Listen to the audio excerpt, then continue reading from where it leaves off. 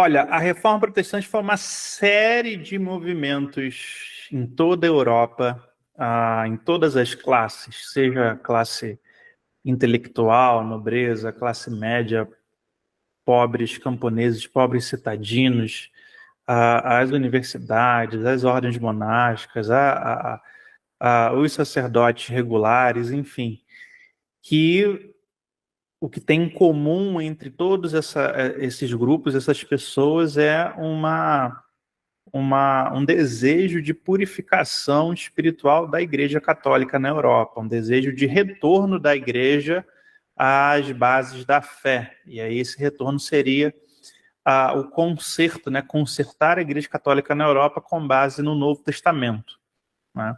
Essa seria o primeiro que havia em comum. O segundo que havia em comum era uma tentativa de pôr fim aos abusos do clero. Então, desde o século XV, todos os episcopados começaram a se corromper violentamente por conta do enriquecimento de novas catedrais, de novas cidades. A população da Europa voltou a crescer, produzir, enriquecer. O próprio capitalismo estava surgindo, então começou-se a descobrir que dava para ganhar muito dinheiro através da fé. Então, as séries episcopais novas na Europa e os indivíduos que iriam começar a trabalhar nelas, os bispos iriam comprá-las, vendê-las, trocá-las, começaram um processo piramidal de corrupção geral e restrita do processo espiritual na Europa. E, ao mesmo passo, a gente tem o Renascimento, que vai inaugurar os piores papas da história, né? Os papas mais devassos e morais. E se o Papa é assim, lógico, os cardeais vão se envolver, porque aquilo ali, na verdade, o papado era uma corte, né? Então, e o Papa era um senhor feudal. Então, toda essa corrupção absurda que vai ser generalizada, é lógico que o povo não vai ficar olhando, né, bobo, né?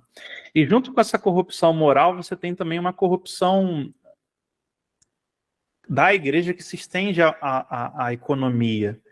Então, novos impostos papais, impostos religiosos, o povo vai... Novas proibições alimentares, né? Os anabatistas da Suíça vão reclamar do negócio do queijo, né?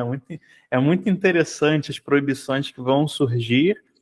E com o século XV também vem uma noção mais forte de nacionalismo na Europa. Reinos, estão surgindo, né, os estados-nação.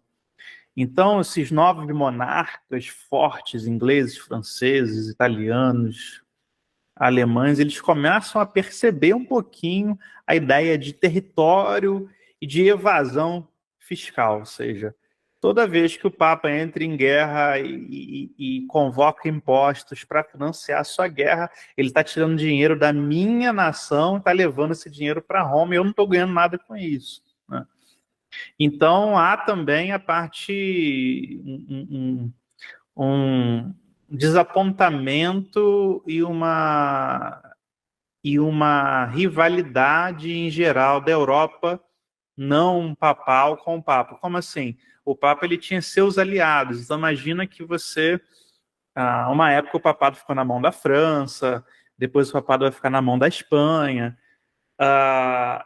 Se você é inimigo de França, de Espanha, ou de algum daqueles feudos, daqueles reinos, é a mesma coisa que você estivesse financiando seu inimigo através do papado. Então, essa é a terceira coisa. A gente vai ter uma monarquia generalizada, muito revoltada com o que estava acontecendo.